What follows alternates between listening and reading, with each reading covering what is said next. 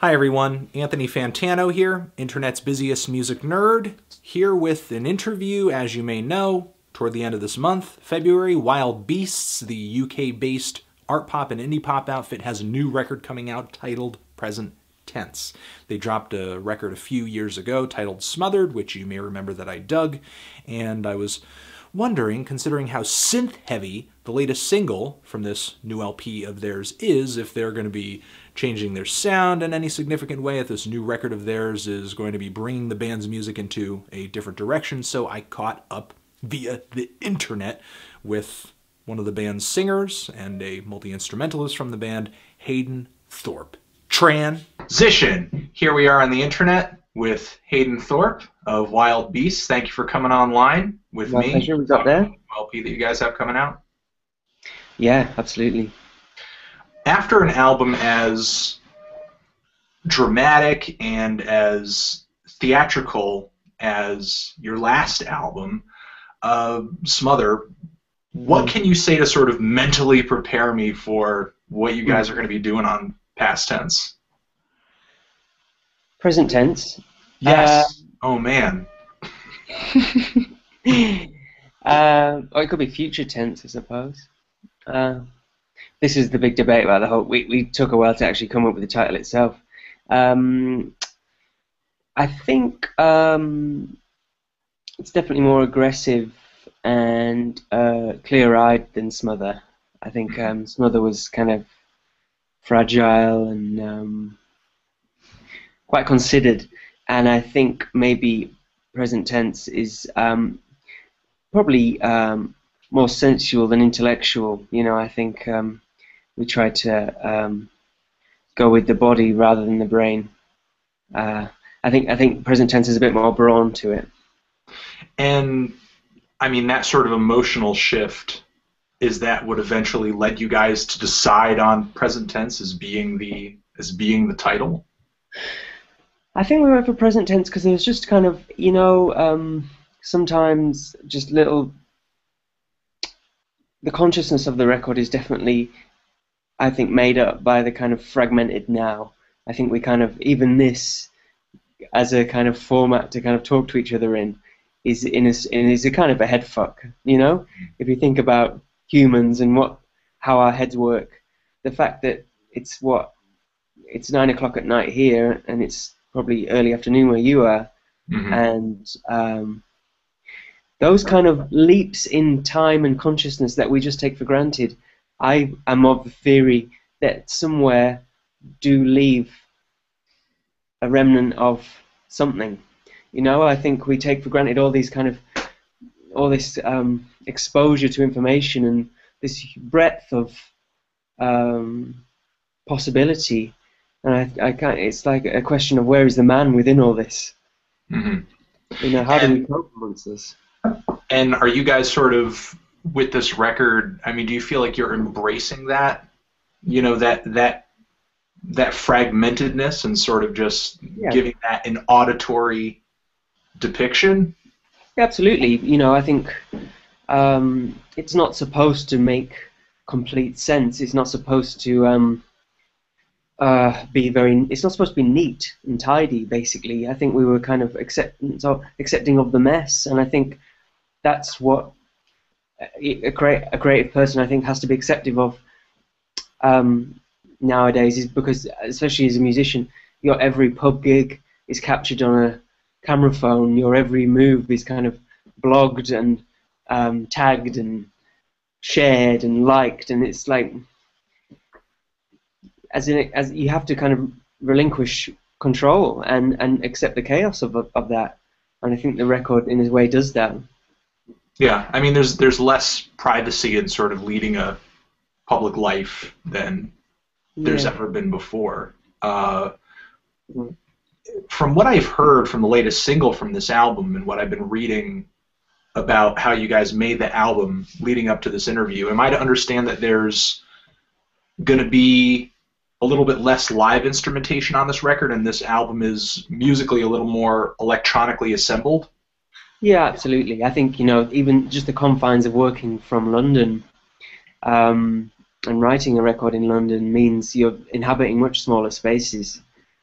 you know, London by nature is a very compressed and layered city, and the kind of musicians find hovels within it, you know, and that's kind of suited us at the time. We were happy to kind of sit around a laptop and rather than bash it out in a room, because, you know, I think we kind of write emotional songs, and the palette of sounds that computers and synthesizers offered us was far broader than guitars, and you know, I think it's just like maybe I personally fell out of love with guitars a bit. You know, I'm not saying I mastered the instrument at all. I didn't. I've always used it quite crudely, but it lost its mystery to me. I could no longer pick it up and figure out and do something unpredictable. And the beauty of electronics and synthesizers is I myself and us collectively, we're not really too clued up about what they're doing and how they work. But within that is a mystery, and if you're allowing accident and unpredictability into your work, then you're allowing a greater possibility of something kind of magical to happen, I think. Yeah, I mean, especially if you're newer to making music in that style, you know, it would seem that the chances of you stumbling upon something more wild and new and just completely different, at least to you, would the chances would increase greatly. But you know, and that's sort of a, you know, more of a sound play and sound design sort of idea. But in terms of this record being more aggressive, was there a challenge in trying to make electronics sound more lively than your instruments? Because obviously playing guitar, playing live drums, you know, if you want it to be louder, if you want it to be harder, there are very simple physical adjustments that you make without even having to really think about it to make those, you know, to make those sounds happen. You know, what's the process of sort of trying to gain those sensations behind a laptop or behind a keyboard? Yeah. Well, to be honest, we struggled. I mean, I think we did use drum machines and program beats for a while, and we kind of worked ourselves into a bit of a hole. We actually left the studio because we got the heebie-jeebies in there for different reasons, and we set up a different studio where Chris, our drummer, could kind of open out a bit, because all of our songs really are built from the drums up. You know, I think we've always been of the opinion that rhythms speak of what you can never intellectualize, as it were. You know, you can say 1,000 words, but a beat will tell them far more quickly and more precisely. You know, because I think we try and make sensual music and music of the body, and beats do that like nothing else. And Chris really is our engine room in that sense. So once we got his influence back in the room, it all fell together much more easily. It felt much more us. And I mean, I've used the term before, but we were on several occasions a few hipster hand claps away from absolute disaster. You know, the difference between a kind of natural snare in the room and a sample on MPC is kind of vast. You know.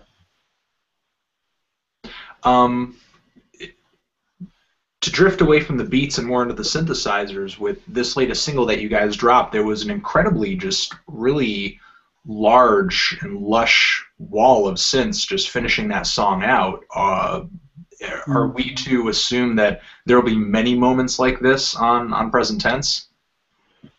I think that synthesizer that made that sound was probably the most used synth on the record.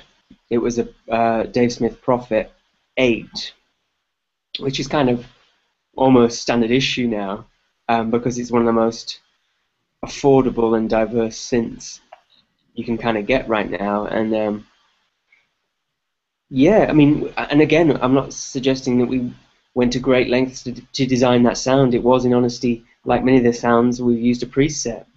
Yeah. But, I think we're children of our generation in that we work with a sense of impatience, and we want to be satiated quickly, and you know, we're never the sort to kind of get bogged down in the technicalities. So I'd say, though, there are kind of lots of sounds like that. Yeah, that kind of breadth, and what I think we tried to go more widescreen. Yeah. Well, that's exactly what I'm asking. I mean, not just in terms of the sounds that you guys use, but sort of producing the album with more electronics.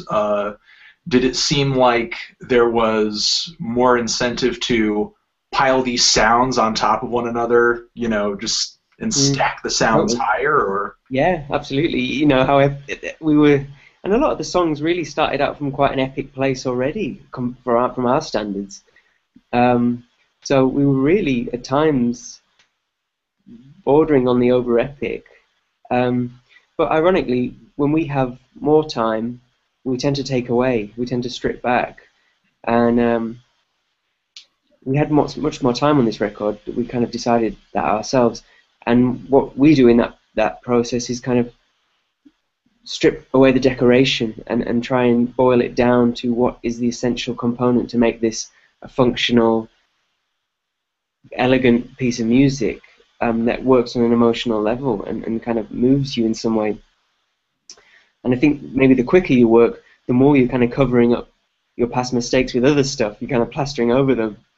So, with this record, we went to great lengths to make sure every single component, from the kick drum to the, top layer synth, was um, quite captured in detail, I suppose. So it could stand up in itself. And so I'd say the record's more minimal in many ways. So there's not that layering, because it is dangerous, like you say, and it can become a bit foggy. And I certainly want this record. We all wanted this record to be pretty clear-eyed. hmm. Like I said. um, obviously we're talking about differences coming through on this record sonically and compositionally, but I know, at least for myself, and I assume with other fans of your music as well, people most instantaneously recognize a Wild Beast song from the vocals. Mm. And I'm sort of wondering if you and Tom are sort of approaching this record in a different angle vocally than you have past LPs. Yeah, definitely. There's still the kind of comedy high voice, comedy low voice Yeah. double act. Um, but I think there's maybe a greater comfort in that, and a sense of, maybe we're working with a sense of familiarity. Like, once people know your voice, it loses its gimmick after a while, and I think I personally I have toned it down massively over the years, because I've become a less angry person. I think it started out almost as a tool of protest on the first record, and has slowly become simply something to narrate the music, as it were. And I think that the fact that our palette sonically and our kind of songwriting ability, I hope, has got better, means that there's less need to kind of instill all the angst and energy and meaning into the voice. It's already there in the music, and the voice can just, as I say, narrate and give some sense of place. If you guys are getting more gratification from the musical or the compositional pursuits you're getting in these songs, and there's less, I guess, vocal pressure. I mean, is there less lyrical pressure as well, do you feel, or have the lyrics never really been as great a place to have this stand of protest as sort of just the singing style? Yeah, again, I think the lyrics probably, and speaking frankly on my own terms, I think probably, I wanted them to be very coded and very wrapped up in all sorts of kind of soliloquy and metaphor, and tying myself in knots and 10 times over. But I think there's now maybe a sense of just acceptance that the simple things can be the powerful things as well. And I think also it's kind of our first single was called Brave, Bulging, Buoyant Clairvoyance. If we were kind of trying to outdo ourselves, God knows what the latest singles would be called. You would need a translator. Hmm. Uh, so yeah, and I think we're trying to do what I always have loved about my favorite musicians is that they always seem to distill the essentials of what they do without ever losing them, but they seem to take them with them. And I think it's about realizing what are the components of us that are worth keeping, and what you have to be quite brutal. What can we discard? What's non-essential? Mm-hmm. And I certainly think the theatrics and the overzealous singing of our first record could go. I think we've proven ourselves, as I hope, really probably not to anyone but ourselves, that we can write a kind of a riddle, and there's kind of a sense of not wanting to speak in riddles anymore. Cut out the middleman, as it were. This is what we mean. This is what we're saying. So there's definitely going to be some more straightforward lyrical themes on this new album, and Yeah, absolutely. and if that's the case, I mean, what are you sort of throwing in our face? I mean, what are we going to pick up right away in some of these songs? Oh, I do think we have always written about the same things, just in different ways. So, Yeah. Sex, love, the kind of the destruction of masculinity, how kind of obsolete aspects of masculinity are, how ridiculous we are, um, and with a sense of fragility and also a sense of bravado in there as well. All right, I think we're going to leave it there. Great, Hayden thanks, Thorpe, Anthony. thank you for coming on. My pleasure. Thank you. New Wild Beast record, present tense, coming out at the end of February, and check it out. It's going to be on Domino Records, correct? For sure, Domino. All right, Hayden Thorpe, Wild Beasts, Anthony Fantano, forever. Anthony, I miss this song at the